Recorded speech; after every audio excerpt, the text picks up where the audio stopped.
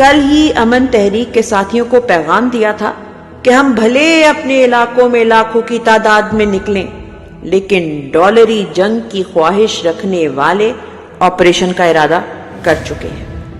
انہوں نے فیصلہ کر لیا ہے کہ ایک دفعہ پھر ہمارے لوگوں کو بے گھر کرنا ہے اور اسی آڑ میں ہمارے وسائل پر قبضہ کرنا ہے۔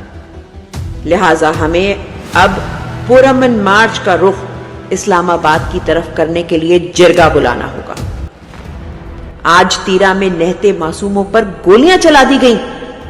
آج آپ کو یہ بھی اطلاع دے دوں کہ 5 ماہ قبل خیبر، تیرا اور شمالی وزیرستان میں آپریشن کا فیصلہ ہو چکا ہے، جس کی صوبائی حکومت اپنے صوبے کے حالات اور عمران خان کی پالیسی کے مطابق اجازت نہیں دے رہی۔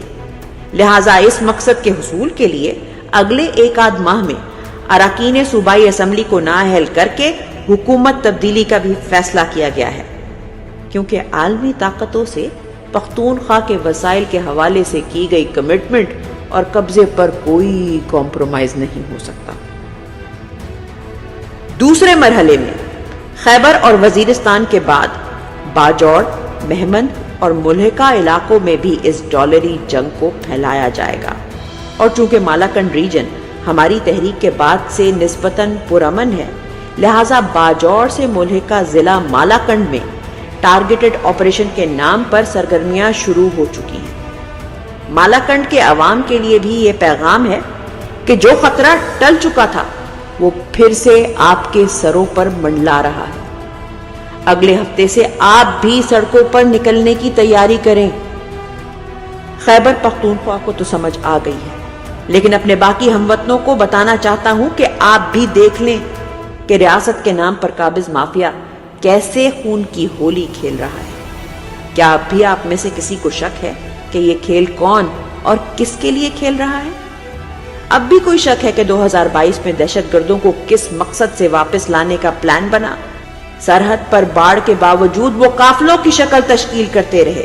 ہم نے آواز اٹھائی، شور مچایا، لیکن اس کو ISPR اور وزارت داخلہ نے پروپیگنڈا قرار دے دیا۔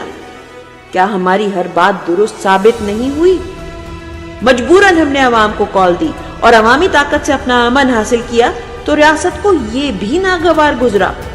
رینک اینڈ فائل کی جانب سے شدید غم و غصے کا اظہار کیا گیا۔ کیا تب ہم نے نہیں کہا تھا کہ اب پروپیگنڈا قرار دیا جا رہا ہے، پھر دہشت گردی کی بریکنگ نیوز اور پھر آپریشن کا ماحول بنایا جائے گا، پھر ہمیں ہمارے ہی گھروں سے بے گھر کیا جائے گا اور وہی ڈالری کھیل رچایا جائے گا؟ کیا یہ سب درست ثابت نہیں ہوا؟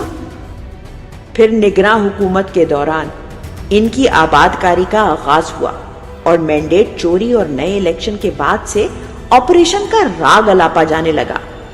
وہی اولڈ پلے بک جو 4 دہائیوں سے جاری ہے، اور بے شرمی کا یہ عالم ہے کہ پختونخوا کے بچے بچے کو اس بات کا علم ہے، لیکن بجائے اس کے کہ ڈالری جنگ وسائل پر قبضے اور ریلیونٹ رہنے کے لیے ہماری زندگیوں سے کھیلنا بند کر دے، الٹا ہماری لاشوں پر بیانیے بنائے جاتے ہیں۔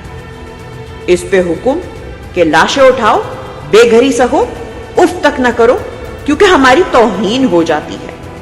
اگر کسی نے اس پورے کھیل کو سمجھنے کی کوشش کرنی ہے تو رجیم چینج سے لے کر ابھی تک میری تمام ٹویٹس، ویڈیو، پیغامات اور امن تحریک کی تقاریر دیکھیں اور سنیں۔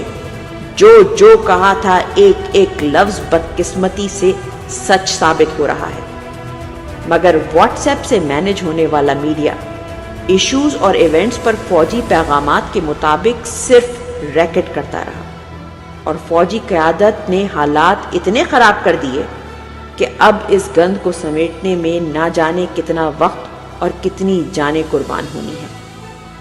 میں آج اپنے امن کے سفیروں اور سالاروں کو بھی یہ پیغام دیتا ہوں کہ کل میں نے جو پیغام بھیجا تھا اس کے مطابق جرگہ بلائیں۔ جب یہ ہمیں گھروں سے نکال کر کیمپوں میں بھیجنے کا فیصلہ کر ہی چکے ہیں تو تب نکلنے کے بجائے آج نکل کر اپنا امن حاصل کریں۔ تمام اضلاع کے جرگے مشترکہ طور پر ایک گرینڈ قومی جرگہ بلائیں۔ اس کے لیے میں نے کوارڈینیٹرز منتخب کر دیے ہیں۔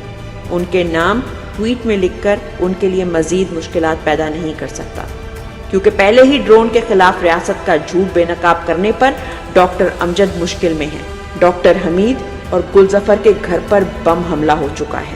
مہمند، خیبر، وزیرستان، لکی، بنو، کرم اور قزئی کے دوست مشکل میں اور امن کے ساتھی شہید ہو رہے ہیں۔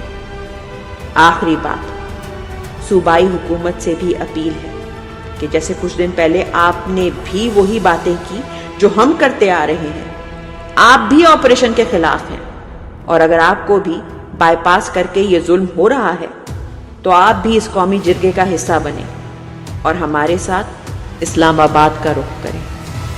فری عمران خان۔